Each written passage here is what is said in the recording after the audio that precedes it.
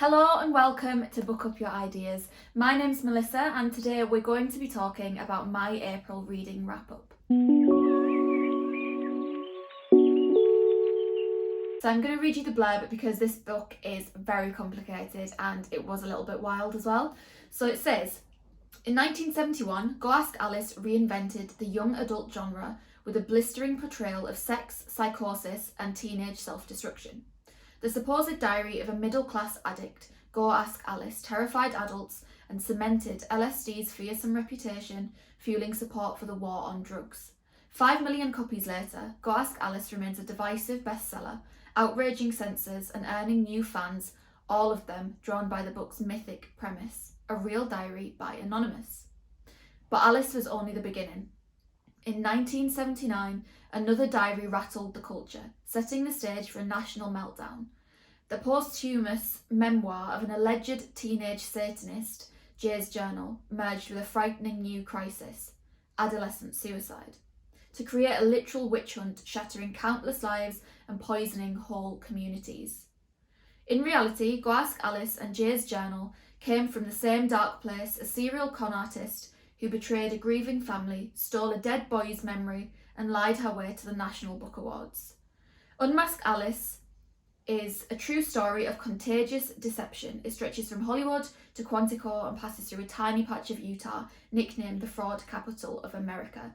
It's the story of a doomed romance and a vengeful celebrity, of a lazy press and a public mob, of two suicidal teenagers and their exploitation by a literary vampire. This book, from the beginning, I really quite liked it up until about halfway through. After about halfway through, I did found that it dragged a little bit. But one thing that I did really like about this book is it read like you're watching a documentary. Now, that for me is perfect because I love true crime. I love me some true crime. Now, I think the aim of this book was to bring to light the manipulation and the fraud that went on behind the making of these two really infamous books.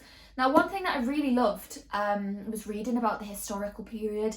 At the minute, I'm loving historical fiction.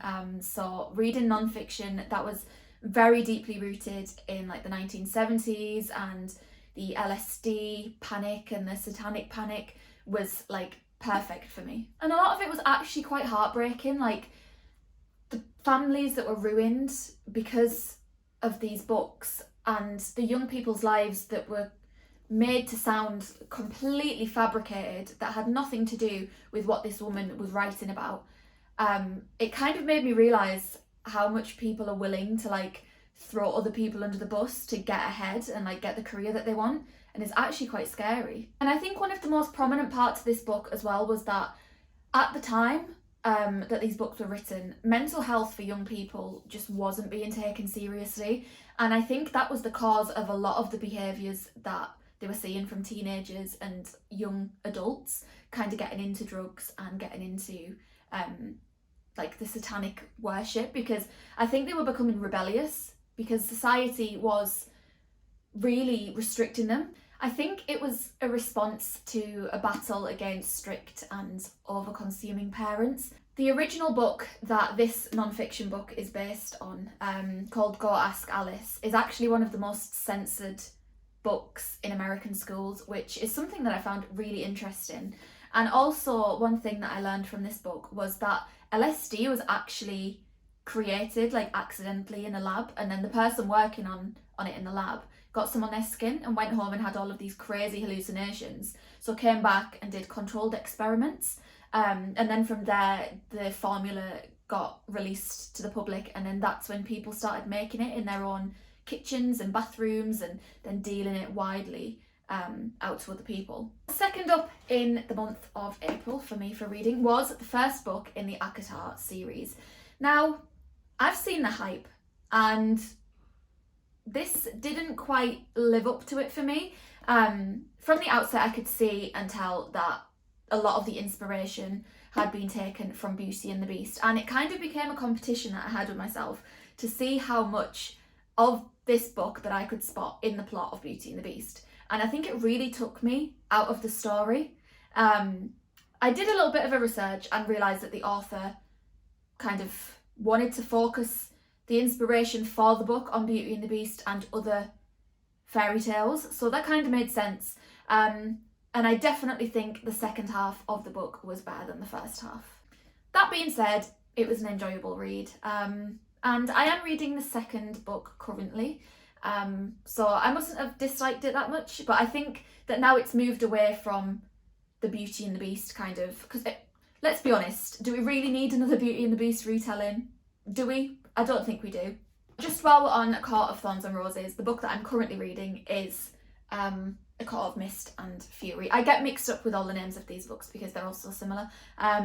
This one is faring out to be much better than the first book. I'm already enjoying the story much more, and I'm 170 pages in. I'm halfway through a chapter, but yeah, this book is faring out to be a lot better than the first one.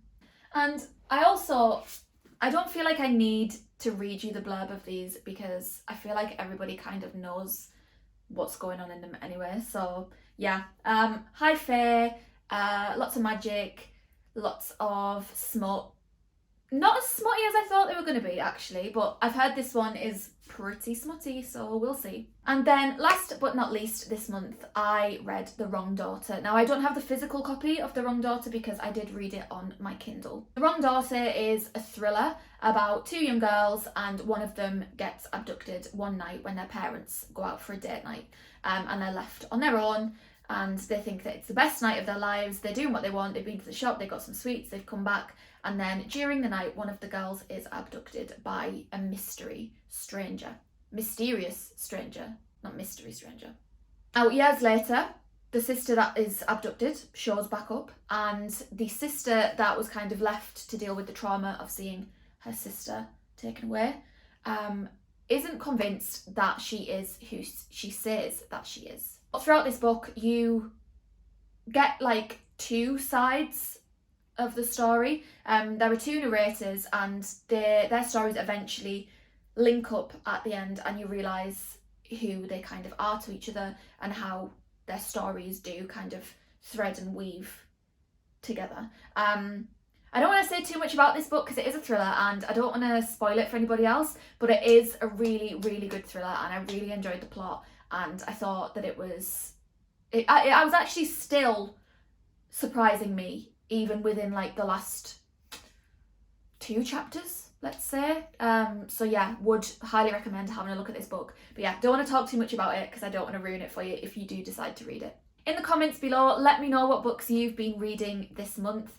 I would love to get some more recommendations.